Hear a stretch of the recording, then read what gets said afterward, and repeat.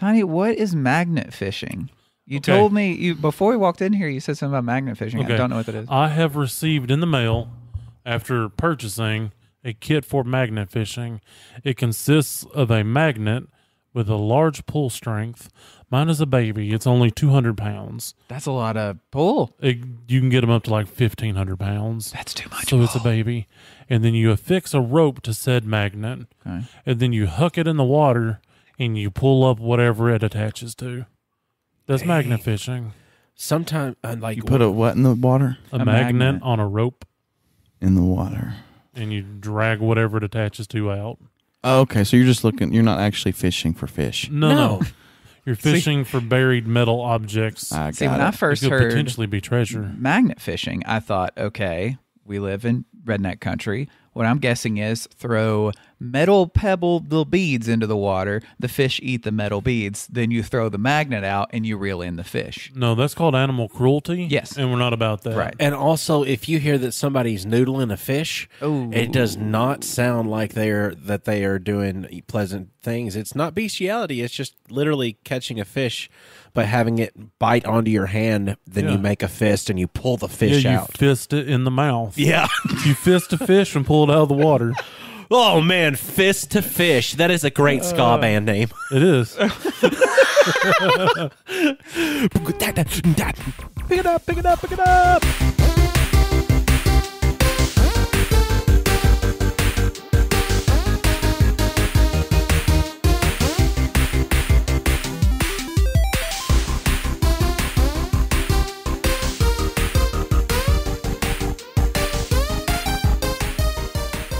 Hey, everybody, I'm Dane Holland, and I'm ready to have a shell of a good time. I'm Austin Shazam Pfeiffer, and he may be number one. I'm Marcus, the Glintstone Sorcerer, known as I'm Electric Man. I'm Austin Tiny Zent, and I did not think of an intro, even though I was supposed to. So that's what this is. And this is also Nerded Through the Grapevine, the podcast where four best friends gather weekly to talk about our favorite parts of past, present, and future nerd culture. So Elden Ring is a thing now. We've talked about it when it was like the most hotly anticipated game ever, just about. And now it's like one of the most critically acclaimed games ever. And I'm about 60 hours in now. Seems like a lot, but I feel like I haven't even scratched the surface. And that's a really cool feeling to have. It's a cool feeling to have, to think that, wow, I've unlocked all these like brand new areas of this map and explored them pretty well, but there's like still half to go. Like there's still so much to find. 60 hours of content that you've had on there though would be different than 60 hours of I'm going to do this little bit. Dead. Yes, but the thing is, the exploration takes up a lot of my time too. Like there's some people that have already beat the game like 6 times. Jesus, it just came out. What? I know, like a week ago. Nothing like speedrunners. I know. Yeah. Anyway, that's not what we are. Like I'm much more of a casual gamer than that. But yeah, you die a lot. But I mean, I've always died a lot in video games. I mean, it is punishing. It's hard, but it's not as inaccessible. At least this game. I'm not as familiar with the Dark Souls and the Demon Souls, but I did play Bloodborne. But I used guides. Like I let the internet kind of guide me through that. It had been out for 7 years. I did that to just kind of get some of the skills down, and because I was ready for Elden Ring. I wanted Elden Ring. It just sounded so cool from the beginning. One of my favorite authors built the world. Why would I not be interested? See, I've seen my friend Mac play this Elden Ring, and I've played Dark Souls. I played Dark Souls 3, and it was what I like better about Elden Ring as opposed to Dark Souls. It's not all just dark and subdued. It's actually bright and colorful. I agree, and it's 100%. actually really beautiful to see. It's a gorgeous game. And yet, you can run around because he's playing a confessor. So you're running around through this field, and here comes a smoke knight horse that just goes right in your head, and you're done. You're done. You're right there dead. You're just like slapped. He just looks at you and nopes you. Yep. And it's beautiful when he does it. Oh, it's a gorgeous game. And thankfully, I wasn't the one playing because I would have been very pissed because I've seen it happen 17 times. Well, I got in a fight with 2 dragons the other day. At the same time, great joke. So the other day I got in the fight with these two dragons. well, I don't know. Like, first of all, that's just a magical experience. First of all, let me say that I was a no trailer boy for the first time in my life for this game. I don't know why. How do you feel about that? It's amazing. Yes, I told you. It's amazing. Trailer-free champions. I know. I don't know why I've never done it before, but I just because I think because I kind of sped through Bloodborne, and it was like a really cool experience. But this one, like you said, Tiny, it's just much more beautiful. It's a gorgeous game to look at. You can see the giant Erd tree from anywhere you are on the map. It's incredible, and it just makes it feel like this mythological world with all this deep lore, and it's just really cool. And not to mention, we're kind of just talking about the aesthetics of the game. There's so much to talk about in how you build your character and all this. What were you going to say? Can I ask what class you're playing? I'm a sorcerer.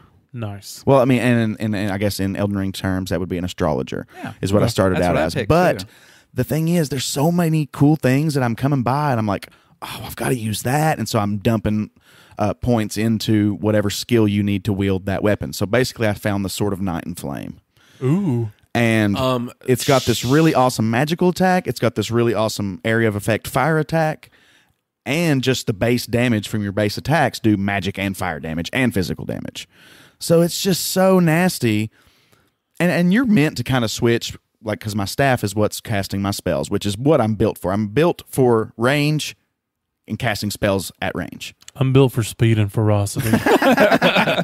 Well, you could definitely do that and enhance it with magic, and there's just always a way to like buff your character, and like depending on what build you are, there's so many different choices. And when you talk about build, whenever you at the beginning of the game, the first thing you do is you select what class you want to play as, and all that is a character with, well, you start off with like a set of armor or clothing that each class has a different one they start off with, and you can't change that, but you find stuff during the game.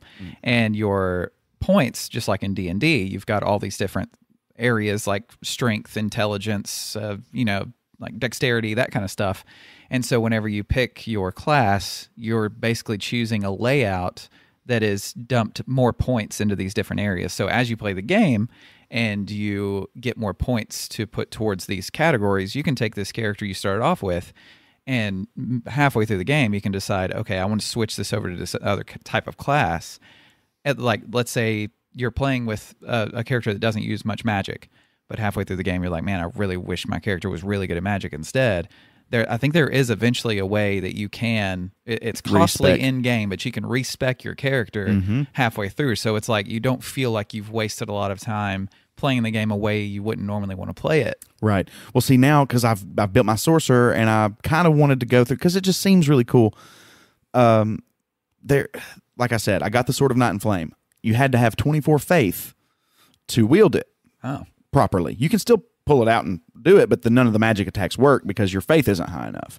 So I'm just like, well, it's so cool. But now I put my 24 points into faith when really I'm an intelligence build. So now that I've done that, I'm kind of a dual caster.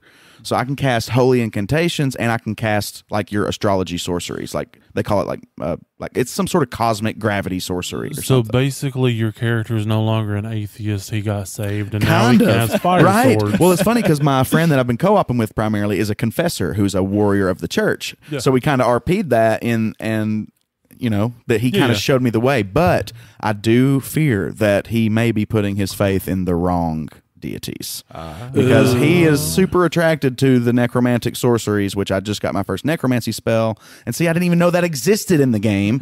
So now I want to be a necromancer. So yeah, I feel like on this first playthrough, I'm just kind of going to be a jack of all trades. I'll probably level him up to 200 and just be able to do everything. But then when I go to replay like another character, I'll probably specialize more. But right now I just want to see everything. I just want to see what it does, So you want to play as a healer with bad timing. Because as we all know, that's what a necromancer is. I created a samurai character. I was like, this will be incredible. I want to do this. I've never played Sekiro, which is a Souls-like, but you're a samurai. And then, I don't know, there's other samurai games I've never been able to play, and I've wanted to play a really good open-world samurai game. So I was like, I'm going to play this class. So I started the game up, and I adventured for a little bit, and then I was like, I'm not good enough at these games because I've never played a Souls-like, really. I mean, I played a little bit, dabbled with Dark Souls like 3, but so I just started over and respec with something that I was like, okay, if I can use a little bit of magic at a distance, I can ping somebody, and if it pings them for a lot of damage, okay, I can approach this thing. But if it doesn't do hardly anything at all, I'm like, okay, I know to stay away from this thing. This thing's tough. So when I started over as an astrologer, right? Is that what it was called? I played for twice as long as I did as the samurai, and I'm enjoying it so much more. And right at the beginning, you just see all these large, terrifying creatures, and you can hide from them. So I just went and hid in this bush, and this giant that his like torso has been concaved and his like guts are falling out. That's his weak spot, by the way, too. Oh, good. Be mine as well. Yeah. And he's got like a great sword on his back, and I just hid as he walked past me, and I hardly come up to his knee, like You standing basically there. come up to his ankle. Yeah, and it's incredible, and it's scary. Yes, like, it's terrifying. Actually terrifying because you know that they can kill you. And what's cool is, I mean, yeah, you die a lot, but you can go back to the spot where you died, and you can get your stuff as long as you don't die on the way there. Right. But so it's like, I don't know, it's punishing, but at the same time, It's rewarding. It's That rewarding. that punishing aspect of the game makes it, to me, so much more rewarding than like a God of War 3, which is an amazing game. Yeah. But it's just, you've just X the whole game. It doesn't really take much skill to beat a game like that. Yeah. But yeah, it just, I mean, like when the boss and you both have like this much health, and I'm doing a very small, increment It's of like health. you're praying, but also holding a slice of pepperoni. It's just, Remember, kids, keep the pepperoni between you. it's just a rewarding experience to feel like you've overcome that, and your heart's beating after you beat the boss. Plus, I think the world is just really cool. I don't know. I could sit here and gush about it for a while. Well, I knew that but- I was not going to have the opportunity to play it because it requires a lot of horsepower from a PS4 to play it. Dude, mine's running it beautifully. Yeah, it looks good, but dude, yours sounds like it's got a freaking Hemi. Well, that's what I'm saying. My PS4 is a trash PS4, and it's having no trouble. Yeah, I just worry because it's Dane's PS4, and I'm like, okay, I can't. If you fried, it's fine. No, I don't care. not going to do that. But I've watched some videos on it. Well, and some also, there's not even a version that you can buy that doesn't come with the PS5 version. So it's like when you do get a PS5, you'll have the game on PS5. That's true. But the videos that I've seen through people running it through different perspectives, like different modes on their their output on their computers and stuff like this. They were running it at max output. Then all of a sudden they're walking through this village where typically everything above you is kind of like a darker shade of stuff, and it's it's real ominous looking above you and everything, and the only lights you have are coming from the village torches and everything. And as they're walking through, like you can, instead of seeing just darkness up there, there are dead bodies hanging from the trees, just kind of just gently swaying ever so slightly with the breeze. Like, it's amazing and dark. Freaky. Yeah. Like I found a cave on the beach. Like that's the first place I wanted Coastal to go. cave. Yep. Like and the game does really good at making you feel like you've discovered something, not like you've followed a waypoint and found something that's supposed to be found. It feels like you're discovering things that maybe other people haven't, because there is no, like, the HUD isn't really there. There's not a, I don't know. The map is just kind of like artistic shapes of things. Like, it's not exact for everything. And then when you unlock it, it will tell you like Gatefront ruins. Yeah. Once you unlock it, and you can fast travel to So you it. go back to it, because in this cave, I made my way halfway down through it, and it was very tough to get there. And there's these two bosses inside this cave. The demi-human. Yes. Yeah. I barely made it through both of those, because there's two of them. I barely made it through, and there is an option to exit the cave right there, or you can go deeper. And I'm sitting there, and I'm actually having to stop and think, because I'm like, I don't think whatever comes next, I don't think I can handle it. I was like, because I've been able to handle this when I don't feel like I should have been able to. So I just escaped because I got scared, and I want to go back. I'm excited to go back to it and see what's beyond that point. And I've only played the game for a few hours. Like, I've not even got 5 hours into the game yet. but I'm still thinking about it when I'm not playing it. Me too. And it's been it's probably been since Skyrim that I've had that feeling. I was going to say, like, this seems like one of those games like Skyrim that I've made 10 to 12 characters in over the years. This is going to be that game. Like, I have a very hard time. I mean, it's like reading. Like, people don't read stuff they don't like because that reading takes time and you have to sink hours into it, much like a game like this. So I don't see myself playing another video game for a very, very, very long time. I'd say the PlayStation 6 is going to have a hell of an Elden Ring remake. Oh, yeah. It won't even need a remake because this thing now I'm like, I'm excited about DLC idea. I mean, I'm not even halfway through the game yet. Even 60 hours in. I mean, some people could probably get close 60 hours, but I want to explore. I'm going to take my time with it. I mean, hell, before we started recording, you showed me a picture of a guy that had created a character on there that looked just like Anakin Skywalker, had the yellow eyes, had his like katana style blade that had lightning surrounding it, had the same hair.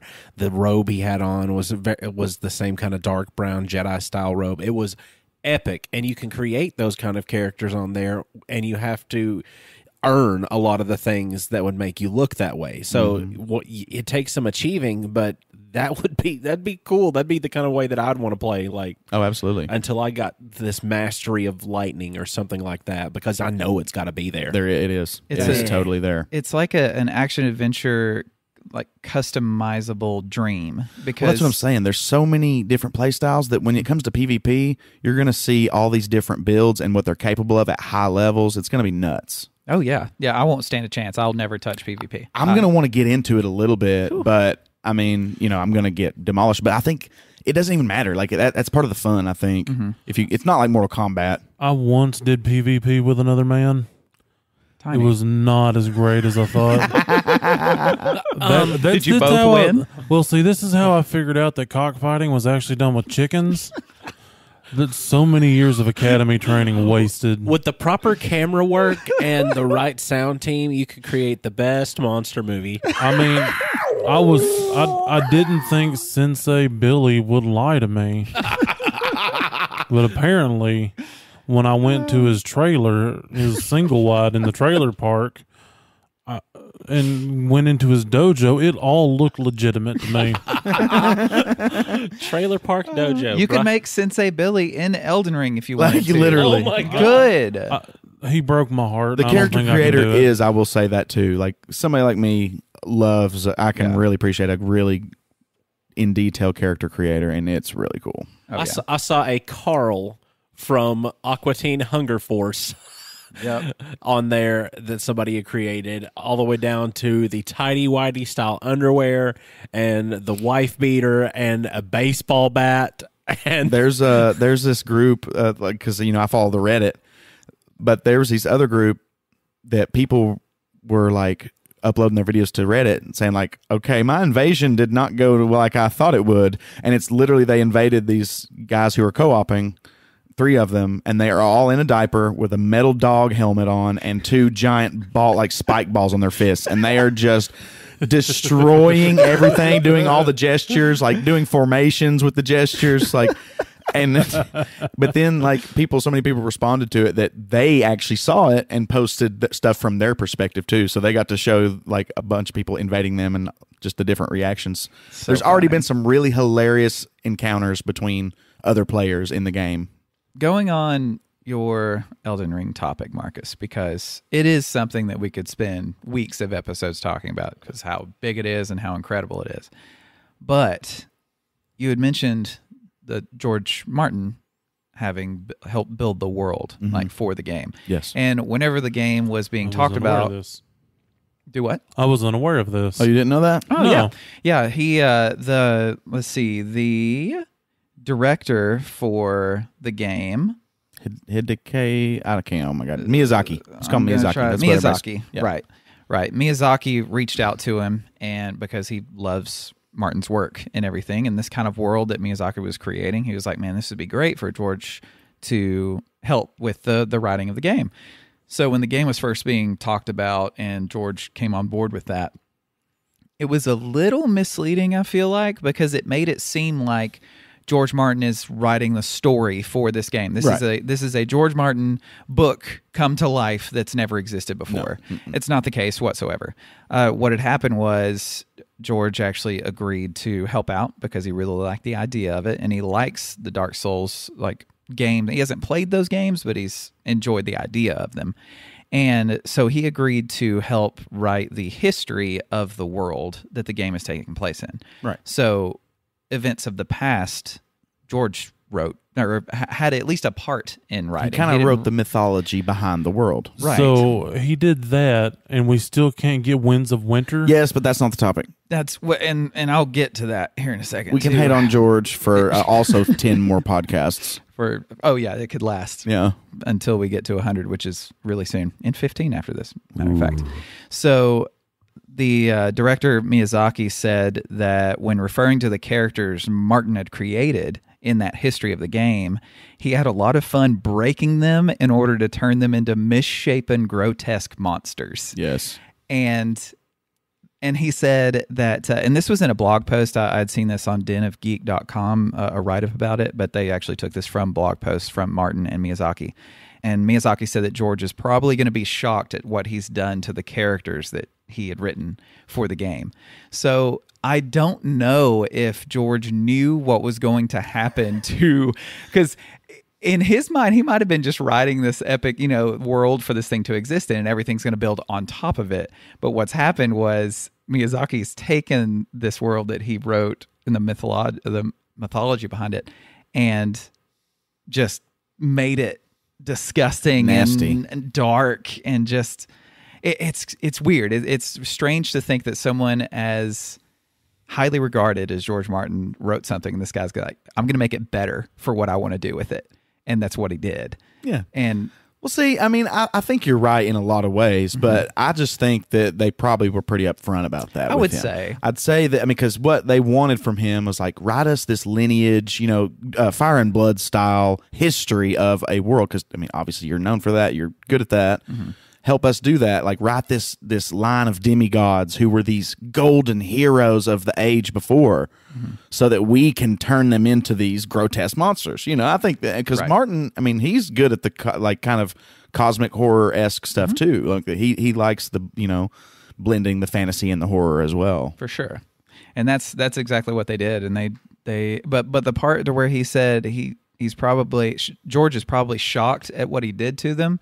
I don't know. He probably feels like the way he described to George what he was going to do with his story maybe didn't go to the extent that he actually took it. Maybe he took it a little farther than what he thought. But I don't know. With Martin being a fan of the Dark Souls, idea, he probably knew it was going to get pretty dark. Well, plus people make memes on especially now on the Elden Ring subreddit of Miyazaki, and just him sitting there thinking of ways to torture his hapless players. Oh yeah. So he's kind of got a reputation for being like that anyway, and he's like the whole poison swamp thing. There's in every game he's made, there's just vicious poison swamps that if you walk through the water, you're going to get poisoned and die, as well as having to fight all these hard enemies in this poison swamp. And so it's just oh my gosh, how brutal can one person be? He's evil. He's evil guy. That sounds terrifying and awful. And I think I would love it. Yeah, everyone loves this evil. As long as I wouldn't chew my lips off again. And you've got little things that you can pop that will cure your poison too. So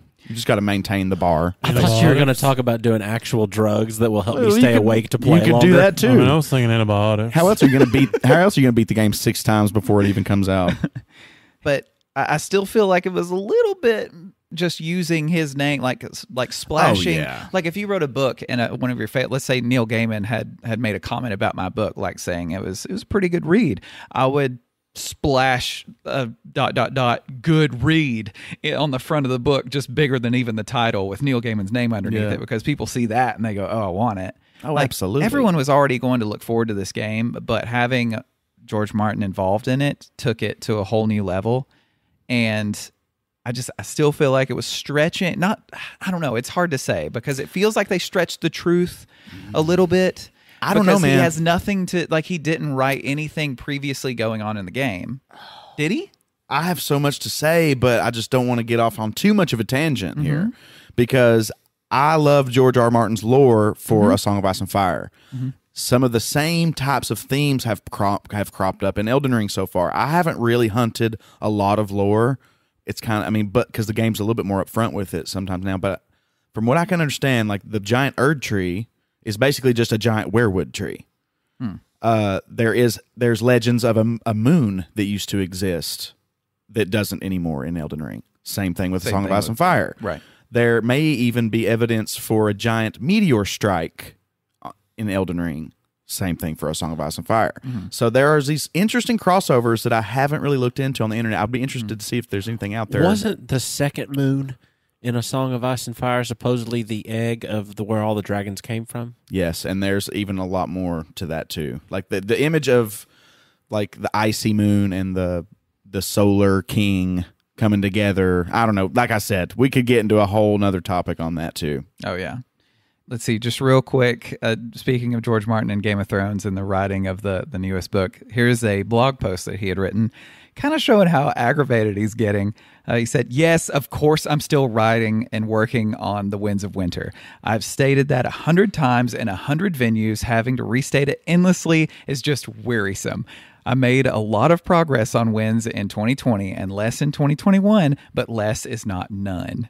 And he's just so frustrated. But then again, he said, the world of Westeros, the world of a Song of Ice and Fire, is my number one priority and will remain so. What? Bullshit. Yeah, so leave him alone, Tiny. Leave him alone. He's an old man. There's a lot more to the comment. Go ahead. And will remain so until the story is told. But Westeros has become bigger than the Winds of Winter or even A Song of Ice and Fire. In addition to Winds, I also need to deliver the second volume of Archmaester Gillidan's history. Archmaester, yeah, okay. Sure. Fire and Blood Part 2. Fire and Blood, sure. Yeah, Part 2. Or he's thinking about calling it Blood and Fire rather than Fire and Blood Part 2. And he's got a couple hundred pages of that one written, but there's still a long way to go. I need to write more of the Dunk and Egg novellas, tell the rest of their stories, especially since there's a television series about to be here in the future. Oh my God. He had one about Game of Thrones. But But there's also you're going to love this I read one. the same blog article and it just irritates. You're going to love this one. shit out of me. There's a lavish coffee table book coming later this year, an illustrated condensed version of Fire and Blood done with Elio Garcia and Linda Antonsen, and another book after that, Who's Who in Westeros. So instead of finishing the whole story and coming out with all this stuff, it's like, no, I want to do this coffee table book first. No, I want to do this Who's Who in this whole world that's not finished yet. The story's not finished But yet. don't worry, Winds of Winter's his first I'm priority. doing a little bit on Yeah. there. I don't know if it's the same article that I read just last night, but he did give a possible publication date for Winds of Winter. No, he didn't. Yes, he did. No, it he was didn't. November 2023. You got clickbaited, bud. No, because it said all the other ones he did, and then he was like, possibly November 2023. Okay, do you know how Which many is times next a year. day? Do you know how many times a day I see a headline, George R. R. Martin offers an update on Winds of Winter, and I just skip it because I know it's not real. Well, I sought this out. It did not seek me out. I literally Fake Googled news, it. Tony. Look, I have I've to have lost all something. hope I'm this I'm book. almost there with you because he like Dane was just reading. He keeps writing other shit that doesn't mean dick. But for those, No one gives a rat's ass. Apparently they do, Finish though. The story. Apparently they do. But what I was going to say, adding auxiliary shit until you finish the main story, Mr. Martin. Otherwise, I will come and shit on your porch just like somebody shit on my.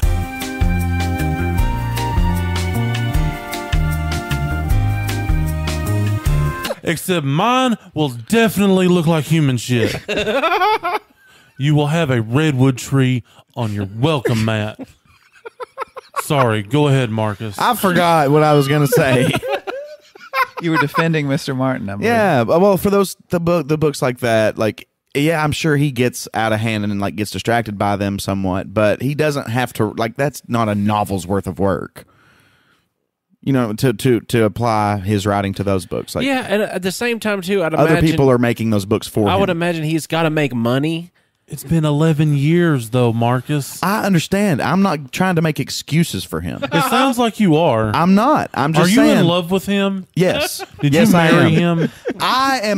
I'm one of the George Martin's biggest Look, fans. if you married him and you love him, how about you milk this book out of him? Because that's what we need. You think if I couldn't, I wouldn't? $20 is $20. That's all I'm trying to say. It reminds me of the Righteous Gemstones. Gemstone Sorcerer. Sorry. Perfect. Glintstone, sorry. I mean, he even has the 7th book named and the cover art done. Well, we're never getting that one. No, we're not. We're not even getting. It's not happening. I just want Winds of Winter. I don't care if we get Dream of Spring. I'll make up my own damn ending. Which in the future, this podcast will probably be tasked with, I'm sure. So I'm pretty excited. Oh, God. I don't want us to finish it. I want me to finish it without you guys. What? Y'all will put too much poop and penis in it. Singular credit. Actually, there is quite a bit of I was poop and about to penis. say, have you even read these books? Oh, I'm sorry. Incest, poop, and wiener jokes. Okay, only. And single titty dresses. Well, the show had some really terrible, like, penis joke humor, and it was just god-awful.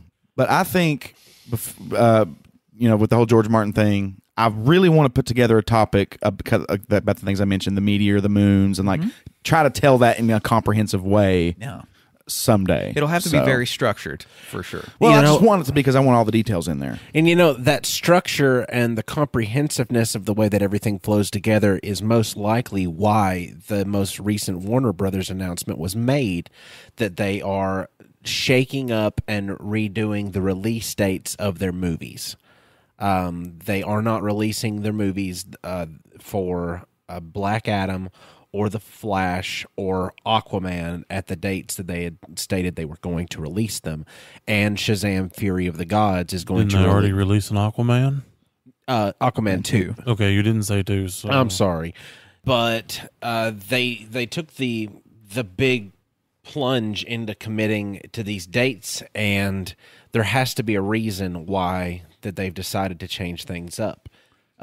Making Black Adam delayed a little bit, also having Shazam! Fury of the Gods coming out sooner, and the other two being delayed in the way that they are. It's got to be something to build a greater universe, and I'm hopeful for that because they need more time with it. I think Justice League could serve as a sample, and I think that what their real strength would be coming out with something along the lines of Justice League Unlimited. Not saying that it would be titled that, but more along the lines of that. Because within all these movies, you're going to have references, you're going to have different characters being introduced in them that were not in the previous movies. There's going to be a universe established there more so to be able to bring everybody together. And along with the new Flash movie being a Flashpoint paradox where he travels through, and I can't help but know this just because I try to avoid everything that I can, but if you scroll through the internet just once a day at least, you'll, just from seeing the pictures alone of anything, you can develop your own story. But you've got Michael Keaton's Batman going to be in it. You've got Ben Affleck's Batman going to be in it. Yes. What? You did. Yes, it's Best Batman. Hold on. Yeah. Get him, Tiny. Yeah, Batfleck, Best Batman. No. Spoilers. Oh, You got on to me for saying spoil- But it's the thing about that is, though, that's been spoiled forever. He's in the casting. So was the one I said, but I still got fussed at. Anyway, go ahead. He's in the casting for it, though. Also, I'm going to give like an opinion that's not a very popular one. Okay. I don't like Michael Keaton as Batman. I said it. He sucked. That's okay. I mean, you have the right to your opinion, and mine's right. it doesn't not. Well, that's not necessarily Mine's true. fact. Okay, that's I like the way. Don't you do it. I will. Don't. No, I don't agree with that at all. Yeah. He was about to ring the ding dang Veto. No. Yeah, you got vetoed. That. But Michael Keaton was not my favorite Batman anymore. Michael Keaton was previously my favorite Batman because of the nostalgia that he held, but he's not. Who is Ben Flapjack? No, Yeah. It's terrible. I hate Ben Affleck, but he's best Batman. Gross. Batfleck, You best haven't- Batman. You haven't seen Disagree. the Batman yet, though. You haven't seen the Batman. No. Well, Robert Pattinson's no good. I can tell you He's a that. sparkly vampire. Marcus? I'm Robert not- Pattinson's a fine actor. Marcus, you haven't seen the Batman yet. Yeah, I don't really know if I want to be honest. But do you stand by your thoughts on him being a bad Batman without any? Well, no, without any views of him. No, of course I'd have to see it to make a final judgment. But I just don't think. Because the argument is like, oh, well, nobody thought Heath Ledger would be a good Joker. Okay, fair enough. I'm not even making that argument. I went into it knowing absolutely nothing about what was going on, except for the fact that they decided to release a trailer right before the movie started. So I thought it was like a scene from the movie because it pops up and if it's Batman and everything else is happening, and all of a sudden you realize, oh, this is kind of out of oh no! It was a DC movie vomit of trailers for the upcoming DC films within the next couple of years. And they just blast you with it right before Batman starts. There's a trailer of like segments of all of these movies coming out soon, including the Batman. There's a trailer for the movie you're about to watch 20 seconds before the movie starts. And this is stupid. And this is post, like, say you go to Regal Cinemas and then they have that whole, like, don't forget your popcorn and candy in the lobby section of the movie theater. And then at AMC, at AMC we get like, I'm Nicole Kidman and this You forgot I was an American. and this is me talking about you need to go in the AMC movie theaters Stubbs ticket membership pass. And it's one of those, and we're like, okay, here comes the movie. We were completely blindsided by a trailer, even though we'd avoided all trailer content. And it hurt so bad. It set the movie off in such a foul mood. And Nicole Kidman sitting in a theater by herself looking at a movie screen like her mind is blown that movies exist in the world where she is an actress as well is really funny to me. Like that it kind of makes up for the cringiness of the whole situation. It's like its own meta comedy. Yeah. She is. Might have something to do with the accent. Yeah, the Scottish one? She's Australian, you dip. They're Yeah, all. I know, but I mean, if But when you do an Australian accent, Well, I mean, look, I can say a few words in actual Australian. I come from a land down under. Crikey. that's the one. That's the best one I got. You had to take a drink of water before you did it too, just to know. make sure. But so originally Black Adam was coming out before the Shazam 2, right? And then now it's flipped? Let me get down to where the actual release dates have been flipped to, because Shazam Fury of the Gods is now coming out immediately after the Black Adam movie. So right after it. Yeah, Okay. so it's like October 21st is where Black Adam has been pushed to. Okay. Then Shazam Fury of the Gods has now been pushed, has been pulled forward towards us here to December 12th of 2022. Wow. So those two are coming out really close to each other right there. Then Aquaman, The Lost Kingdom comes out in March of 2023. Then the Flash movie has now been pushed to the last movie being released June 23rd, 2023. This tells me that they're doing something else. They're doing something to it. They're going to edit it a little bit. They're going to insert some stuff to make it tie it all together. Right, because they need the events of all these other movies to happen before Flashpoint happens. Because Yes. Flashpoint is going to do something big for the universe, and if it doesn't, I will probably lose all future hope in DC films. And so that's why you think they're holding it back, is so that it can work better in context with the Flashpoint movie. Not only that, but the point of the Flashpoint movie is not only, breaking the barriers between dimensions and times and what, if you turn left instead of right, it's one of those kind of things. Like that's why, it works differently in different Flashpoints. But as he goes backwards in time, he doesn't essentially have to land in his universe. So where he's going in it's crazy. It's kind of, brain, like you're playing Boggle or something, but it's really what it seems like, because when Barry, ends up going back in time, it's usually for a very good reason, and it doesn't always land him where he needs to be. The Michael Keaton Batman universe would make perfect sense for that, but also along the way, they can run into other things as well. Like the George Clooney Batman universe. I don't wish that upon anybody. I think that one was etch-a-sketched out of there. Like they just kind of shook it No, away. the director there of was the a song about it, like, something thorn and a rose. That's you know. the Val Kilmer movie. Baby, I compare you to a kiss of a rose on a grave. Something, yeah. I get of you, the stranger it feels. Yeah. So big things coming to the DC movie verse. Big things coming to the DC movie verse. And also, I want to give a quick, no spoiler rundown on my experience watching The Batman and why I enjoyed it. Quick rundown of the Batman list of actors and actresses. Of course, you know Robert Pattinson is Batman / Bruce Wayne. Zoe Kravitz, she's playing Selena Kyle, a.k.a. Catwoman. Paul Dano, who has played creepy characters very well in a lot of things that he has done. He is playing the Riddler. Colin Farrell is playing the Penguin. Unrecognizable. Completely. It is some of the best. I mean, I get it. You don't like the idea, but just I like the idea of Colin Farrell as the Penguin. the makeup, the entirety of his transformation is spot on accurate with my favorite comic book depictions of the Penguin, which were the illustrations of Alex Ross, and it absolutely is like they just pulled it right off the page. It's ridiculous. But Danny DeVito, though. Danny DeVito was a 1989 universe Batman, and that's its own universe in the comics now. Bit that guy's nose off. Yeah, he did. Yeah. It was brutal. With a dude. cool glass of ice water.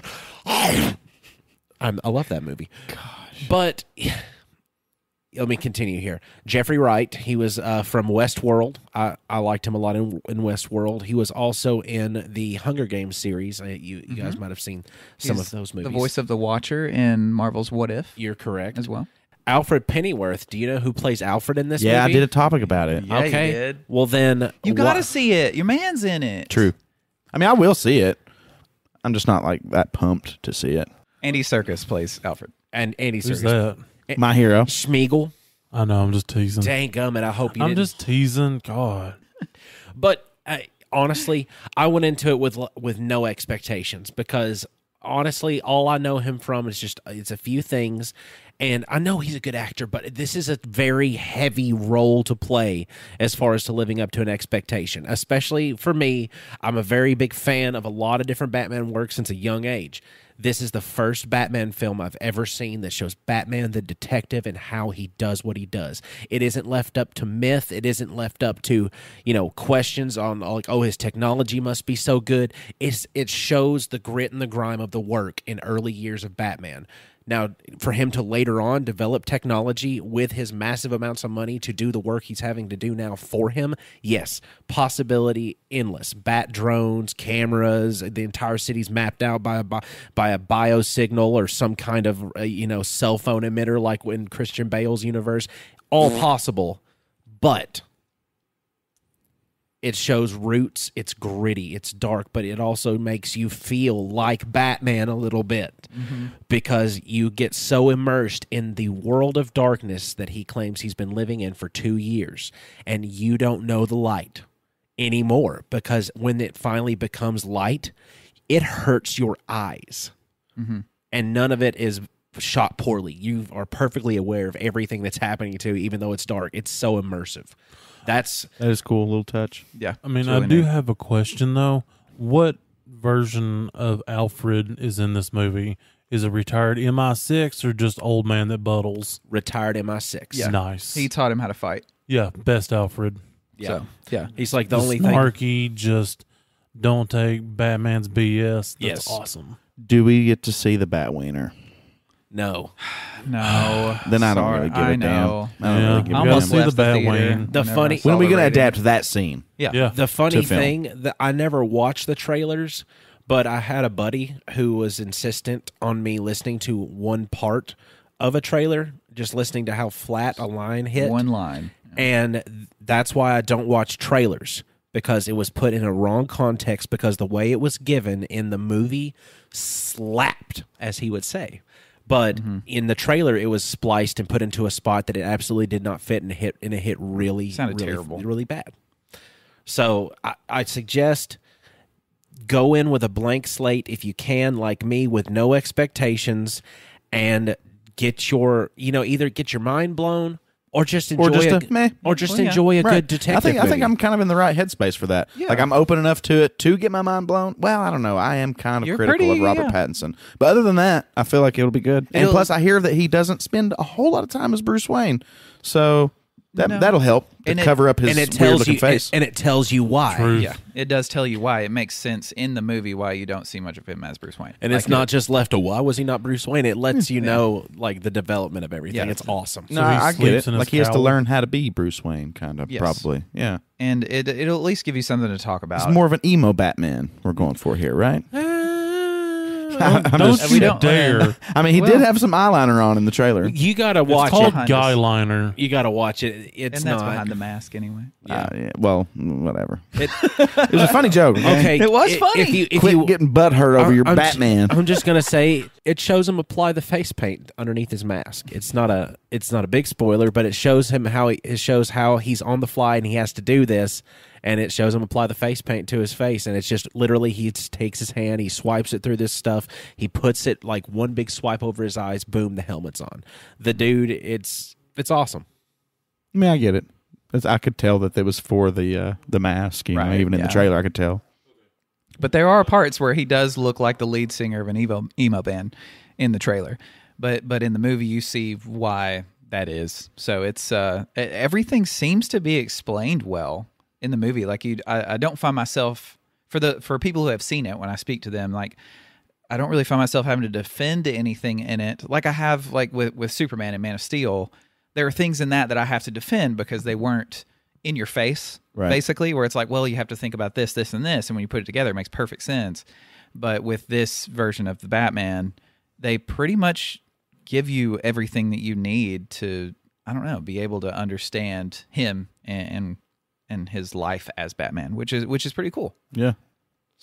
So when and just a quick sidebar that's a reverse bar to my previous statement that I'd made at the beginning of this topic, the reason that I also believe that these movies' orders are being rearranged has something to do with how much Dwayne "The Rock" Johnson has as a pull in the movie world, being one of the highest paid actors, being in such high demand, and being so highly respected in the industry right now.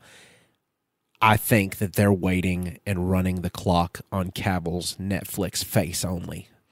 Yeah, Netflix owns Henry Cavill's face right now. I don't understand. Like What do you mean? they get to decide what he is and what he isn't. He being a super nerd. He's a grown man. No contract. The Witcher. Yeah, they own the right to selling his. I mean, The Witcher's face. cool and all, but like That's so it ain't stupid. that cool. Oh, it like, come is. on. Gal Gadot signed the same contract when she did Red Notice. Why would you sign that kind of contract? That's so stupid. Slap some money in my Millions face and of see what I dollars, agree to. yeah. But I mean, you're And a losing job out, for the next however many years. but you're losing out on potential other money. But that Sure. potential other money is with a studio that you've had issues with very big titles that were supposed to launch a specific portion of your career that failed because the studio is dog shit whenever it comes to superhero movies. Yeah, and and WB is just I just think they're just imitating too much, or at least in the Justice League it's era. a failure to imitate. Yeah, which right. is even worse than imitating. It's like Yeah. it's like a ditto that never quite got They should have Thunderbolt just right. let Snyder do what he was going to do. Yeah. Yeah, I agree. Yeah. So, crikey. That's how we're going to segue into my topic. Good. We're like last week, Austin. That is not the tab that I wanted, by the way. Hold on. My topic is the true GOAT. We are talking about Stephen Robert Irwin, The Crocodile Hunter? the crocodile hunter. Crikey. He is the true GOAT. Oh, no. How many more Australian accents you going to try? He's I definitely the don't greatest know. crocodile hunter TV personality of Well, all I time. mean, he was a legitimate zookeeper. He was a conservationist, television personality, a wildlife expert, and an environmentalist. And an insane person. I mean, he's Australian. I think they're all that way. I mean, they think cracking shits has nothing to do with the bathroom. But, like, I remember watching Maury as a child and seeing Maury had 3 types of episodes. He had Is She Hot or Is She Scott? You know, he had You're Not the Daddy.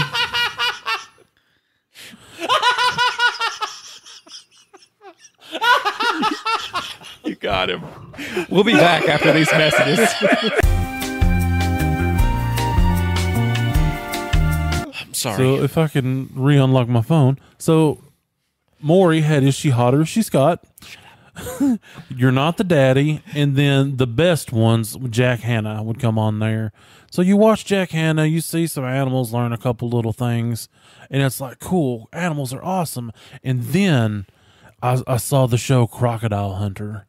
And I was like, this is so much better than the Maury Wildlife episode that only comes on like once every 3 to 5 years. A small segment of trash TV. Yes, this exactly. is way better than that. This is way better because you have this Australian man in some pretty short khaki shorts.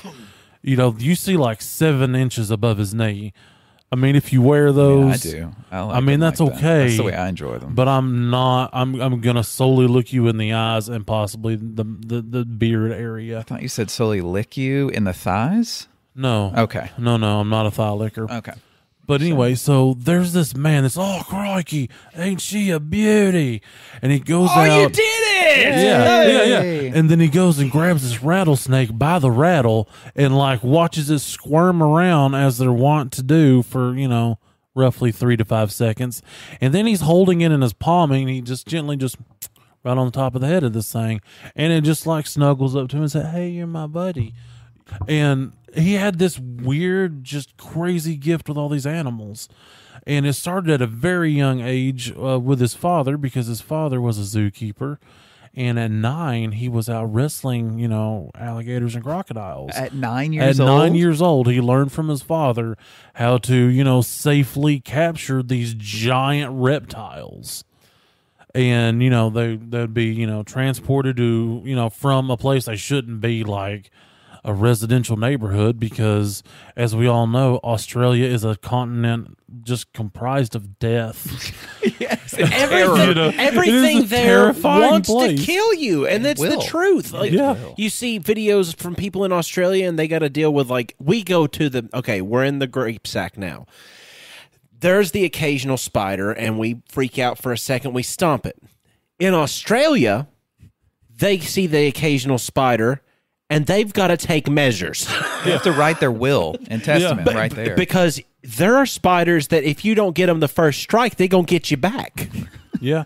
Even the wind wants to kill you there. It just picks up the sand and blows it about so you get lost and gets in your eyes and throat and nose and murders you. There's nothing good about this place except for Steve Irwin, but he's no longer gone. with us. But his children so his carry children on. and his wife carry on his legacy of the Australia Zoo, which he purchased from his father. It was named something else, and that is not the important part. But the important part is Steve Irwin is awesome, and he still has shooters out there. So if you see a stingray, don't punch it. You respect it, you give it space, and you allow it to live, because that's what the goat would have wanted. But he still has shooters out there, and Yes. that's what you're talking about. Yes. But you just, the man died the way he lived, and you got to respect him for that. Yeah, he did. With animals in his heart. I mean, you're not wrong, okay? You're not wrong. I also I saw hate you him for that. dangle his like 2 to 3 year old daughter above an alligator too. It wasn't really dangling. Aren't you thinking Michael Jackson? I mean, No. there is a video clip of him with his child in an alligator pen, but he's far enough getting away. the alligator to chase him as with her as bait. Well, see, no, he was. I feel like that he was trying to acclimate his children. He was trying to make a these fun animals. show. There was 1,000 that people too. watching him, paid That money too. to get in there. But his kid was a safe distance from that giant creature of death. In the hands of him is the safest place. Exactly. You can I think that you could have gotten a safer distance for a child that small. I don't care. I don't want to hear. even risk I'm not it. saying that I would have done it with my own child. Okay, Right. I would not have. But he because would. I'm not getting close to that giant dinosaur. Exactly. But see, that man had been around them and loved them and caught them and petted them since he was 9 years old And fed them. He knew them inside and out in a non-sexual way, to where he felt he could safely take his child in And that also, enclosure. question in a Still questionable. Question in a non-sexual way. Since we're on the subject, I wonder if his daughter is flexible. Why? What? Why? Her name. Oh, shut up, stupid. What is her name? Bindi. Did you say that before? No, I That, didn't. that joke went in reverse order. Yes, Yes. you're welcome. Yeah, I heard him. man.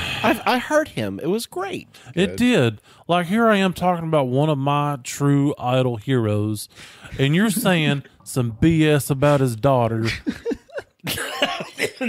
I feel like on this show you have to ask a lot of times in a non-sexual manner. I have a question. How big is it? This is going to sound sexual, but I'm trying not to make Promise I'm not. Like, Marcus, in a very non-sexual manner, what's the most meat you've ever had in your mouth? I kind of want to know the answer to this. Was it a giant it. hamburger? No comment. So, posthumously, November 15th has been named Steve Irwin Day, as, you know, honoring his life and legacy. There was a snail named after him, which I'm trying to locate what it was called because the name was kind of hilarious. A snail? A snail. I don't know why they chose a snail to name after the man. Everything else is already named. I really hope that snail never resented people for naming him Steve Irwin and he got salty. Well, it wasn't Steve Irwin, Dadgummit. but it had Steve Irwin in it. Crikey Steve Irwini is the technical term for a rare species of snail. And he also had an asteroid named after him, like the Crikey, some numbers. The numbers are not important, but it was called the Crikey. The Crikey 69. Yeah. The Crikey 420. Yeah. That means But- something bad. It In a does. non-sexual it means, manner. It means non-sexual drugs. Well, one of them. Well, speaking of non-sexual drugs, his wife and children have, you know, continued to operate the Australia Zoo and continue to pursue, you know, conservationism and, you know, environmental consciousness. All the things that Steve Irwin tried to promote, his family has, you know, carried on in his honor.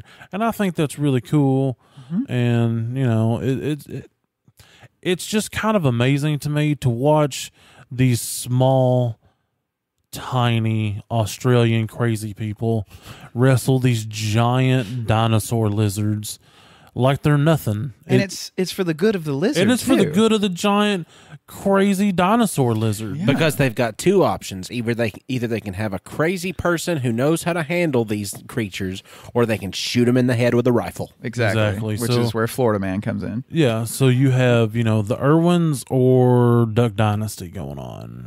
I wonder what Australian Duck Dynasty would be like. Apparently, the guy from Duck Dynasty is coming to our hometown to talk at the university for some godforsaken reason. Why? Oh my gosh, it's Uncle Probably because there's not many places he can go to talk and people give a crap. it's Uncle Si, isn't it? I don't Is he know. alive? I've never watched that stupid show. What's Yeah. wrong with you? Be culturally red. Yeah, be cultural. Yeah, Daddy. You got to have cultural relevance to your location as There's well. some culture that I just wholeheartedly reject, and Yeah. it feels good. It feels good. You can't just gobble up all of culture. Culture's not your friend, In a Austin. non-sexual manner. You have to create your own culture. I do. There you go. And we've created our own culture here on Nerded Through the Grapevine, and thank you for listening and being a part of it on Spotify and iTunes and Audible and CastBox and every single thing that plays podcasts. We're probably there. And if wherever you're at has a rating system, give us all the stars possible, especially over on iTunes with a description of why you like the show. Even if you hate us, write why you hate us and give us 5 stars. I think that's a fair trade, right? That's a win-win for both of us. And also, if you go to the Teespring link, you can get clothing and have us on your body at any moment, at any time you would like. We've been actually selling these things, and it's really, really cool because money towards that will go towards the show, towards like better mics and eventually like a better table and a whole better setup. So the more put into it, the more that you will get out of it. So if you just follow that link, you can buy stuff. And also, I don't really ask too much of everybody that listens. But I did notice something today, and I'm going to need for you to step it up. I listened to Nerd It Through the Grapevine just to pass time at work, and I clicked 5 stars because I was like, oh, I've never clicked 5 stars on my own daggum podcast. And it said, congratulations for being one of the first people to rate this podcast. I've done it. So... No, we're official. Oh, wait. It says 5 stars because maybe I rated it 5 stars. Marcus, Yes. have you rated it yet? I thought I did. I think I did on Audible. But let me see if I have on the where I actually listened to it. If you want to get on there and discuss whether or not you've rated it on Spotify, you can talk to us on Facebook, Instagram, or Twitter by looking up @NerdGrapevine, or you can get on our Patreon account and donate a little bit to the cause, and it will be under Best Friends period, Tiny Ink period. A little bit of money will go towards your subscription to Nerd It Through the Grapevine's Greatest Hits collection, which is, available. That exists? Well, I think hits could be spelled differently with like a Z. Yeah. That could be some of the stuff they First they in line to tickets for the live shows. Oh, our greatest the shits. DVDs, the DVD coming out. Yeah, all that kind of stuff. Oh, now that's what I call Grapes Volume 1. Yeah. Grapest hits. Grapest All-time hits. grapest hits. It'll go a long way. Plus, you'll get a holographic sticker with our Nerd It Through the Grapevine logo on it. So that will be fantastic if you could help out. Because, all of this nonsense and chaos tends to cause my brain a little bit of... Marcus, are you okay over there? Who is Squatch 14? That's not me. It's not. It's not. Have y'all seen this? No. Okay, this is a 5-star review on our podcast. Helped cure my pee.